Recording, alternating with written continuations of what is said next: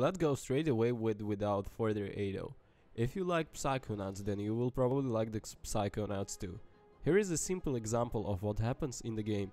To overcome the painful anxiety of your character, you have to take part in cooking show inside his mind, making the dishes from enthusiastic speaking viewer, among them eggs, bread and pigs, nothing cannibal.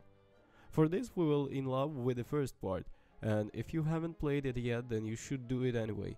And now in more detail, Psychonauts 2 is in every sense a direct sequel to the 2005 game, which does not fundamentally change anything, but it's precisely because of this that the atmosphere of the sequel feels a bit different. Something similar happened with the second and third parts of Pirates of the Caribbean, which inflated the pirate story about the crew of the dead to the mythology of the pirates of all seas. The gameplay basis in the sequel is still the same. The main character, named Rasputin, is mainly engaged in platforming and fighting against periodically appearing enemies. From time to time, new abilities are revealed to him. There is a reality with a small open world. There are linear levels inside the minds of the other people, and there are you need to look for various useful resources. The authors removed inconvenient little things which made the game more dynamic. We left only autosaves. Recalling that first part, the ability to save at any time still led to the fact that the game was loaded from the last to checkpoint. Psyshots are now endless. You just need to wait for automatic replacement. In the first part, they ended, but they could be found almost at any point in the game. The inventory disappeared, but it was rarely needed. It seems that the main character now controls a little better while jumping. Besides, he knows how to stick to the walls. From the very beginning, 4 abilities are available at once: Psyshots, Telekinesis, Pyrokinesis and Levitation, which allows you to quickly ride a Psyball and glide for a short time in the air. This is more interesting than this jumping and hitting enemies in a close combat, as in the first minutes of the original. In the course of the game, 4 more skills will appear: the ability to look at the world through the eyes of another creature, time dilation, teleportation between flying clouds of truths, and calling a fat paper copy of the hero. Yes, now it's no invisibility, force field or bombs to confuse enemies, but all the skins in sequel are almost equally useful. From time to time, the obstacles and small secrets appear that you require use of the certain skill. All skills time to recharge. With its you're in battle, sometimes juggle with almost all abilities. Opponents are now more actively punishing to use different skills. In the first part, apart from the boss fights, you basically had to deal with the same type of enemies. In sequel, there are many more types of opponents who will often attack you all together. Each requires a special approach, which makes the battle much more varied. The first part was not particularly difficult, at least some challenge appeared very rarely. In the second part there are no such moments at all. The riders are simple, the enemies are quite predictable. There are many objects around that drop healing spheres. You can buy first aid kits in your local store. There are 3 options in the settings that allow you to turn off the damage taken, but it hardly makes sense to use them. I wish it were a little harder to guess how the bosses were destroyed. However, this is not the main thing. This is the first. The second part of Psychonauts surprises you not with the gameplay complexity, but with intensive levels.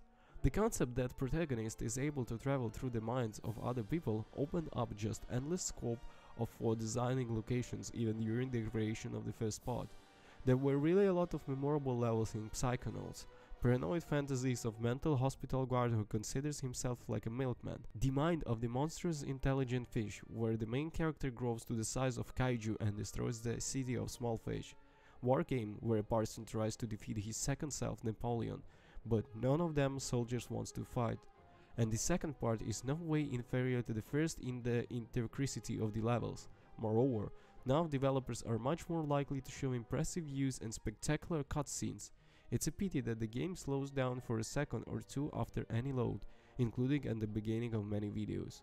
In Psychonauts 2, at least the inner world of the brain, which has been in the bank for more than 10 years, is impressive. When he is back in the body, the palette of sensations that suddenly falls off him is shocking. The level within this mind is an ode to the psychedelic culture of the 60s and 70s, with a bunch of references to 5 senses. Bright, acid colors, our leaves, grass hands, and rock music everywhere. Speaking of music, Peter McConnell once again wrote an excellent soundtrack emphasizing the game and firstliest tone for the game. Imagine a bowling level. You can expect a bunch of pins and other familiar things from a bowling alley from him, but the authors of Psychonauts as always approach the matter creatively. How about a level where you ride a bowling ball around a construction site in 1930s? American cities where bacteria life afraid of bowling alley employees disinfect. It will end with a fantastic beauty ride that will show you a love story is damn important to the plot. Almost from the very beginning you will be shown the mind of the person who enjoyed walking in a hospital. But Rasputin of the stupidity will change his thinking so that his risks will associate not with that but with money. And the next time a hospital from the inner world will mix with a casino. Their jars of urine work as bartenders and skeletons in hospital casino bet money on the result of heart races. At the same time, each level is covered with a bunch of witty little gameplay details, so in the first part you can look for the tugs to unload someone else's emotional baggage, and here for example a gameplay novelty, the research for halves of the brain to pump the amount of health for Rasputin. What we liked. A story that quite originally contains the original. Improved gameplay, there are more enemies and minor issues have been fixed. Increased level of staging, never saving a pace. While Psychonauts has changed the hair tone, it doesn't really hurt there. The game still surprised with witty gameplay findings of the developers, the dialogues are just funny. Increased stakes, new dynamics and more detailed study of an alien minds largely compensate for the depraved intimacy. So Psychonauts 2 can be called one of the brightest games of this year. Don't forget to comment and subscribe. Peace.